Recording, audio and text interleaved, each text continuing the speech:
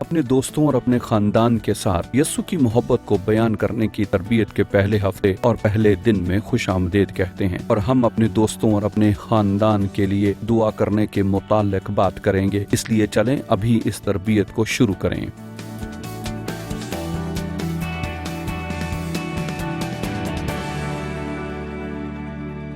आज मैं आपसे इस बात पर बात करना चाहता हूं कि दुआ क्या है। दुआ दो दिलों का मिलाप है। ये है खुदा का दिल और आदमी का दिल। अब मैंने ये कहां से लिया? आपने देखा यीशु जब उसने अपने शागिर्दों को दुआ करना सिखाया, उसने कहा फरीसियों की मानद न बनो जो सड़कों के मोड़ों पर खड़े होते हैं और वो लोगों को दिखाना पसंद करते हैं और अपनी रूहानियत दिखाते हैं। उसने कहा लेकिन जब तुम दुआ करो पोशीदगी की जगह यानी पोशीदगी की जगह कोठरी को कहा, और तुम बाप से अकेले मिलो और बाप तुमसे मिलेगा, और जिस तरह तुम उससे पोशीदगी में मिलते हो वो तुम्हें सबके सामने अजर देगा।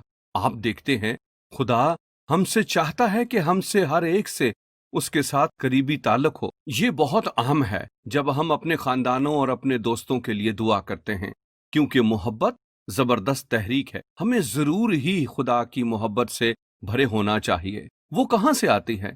ये खुदा के साथ गहरे करीबी ताल्लुक से आती है।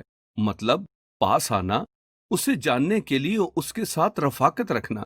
जब हम उसकी हजूरी में आते हैं, आप देखते हैं हम उसके साथ राजो न्यास कर रहे हैं। ये है उसका दिल और हमारा दिल। अब अक्सर हमारे दिल खुदगर्जी की चीजों से भरे होते हैं, जो चीजें बुज़दिली की हैं, वो चीजें जो हमारे मुताल्लिक हैं।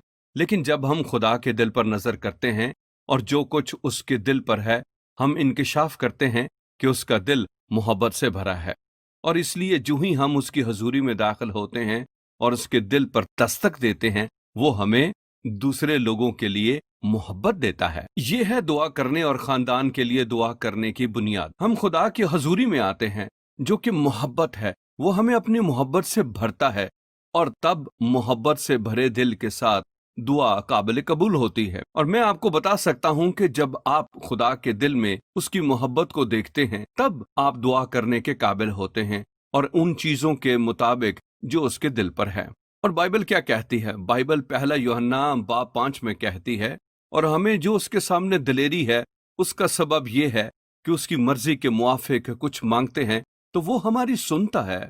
और जब हम जानते हैं कि जो कुछ हम मांगते हैं वो हमारी सुनता है, तो ये भी जानते हैं कि जो कुछ हमने उससे मांगा है वो पाया है। इसलिए आप दुआ करते हैं, आप उसकी मर्जी के मुताबिक दुआ करते हैं, उसके मुताबिक जो उसके दिल पर है, और वो आपकी सुनेगा, वो आपको जवाब देगा, और वो अजीम और कवी काम करेगा। इसलिए अलग मकाम में आइए और उसके साथ बातचीत कीजिए और उसे इजाजत दें कि वो आपको अपनी मोहब्बत से भरे।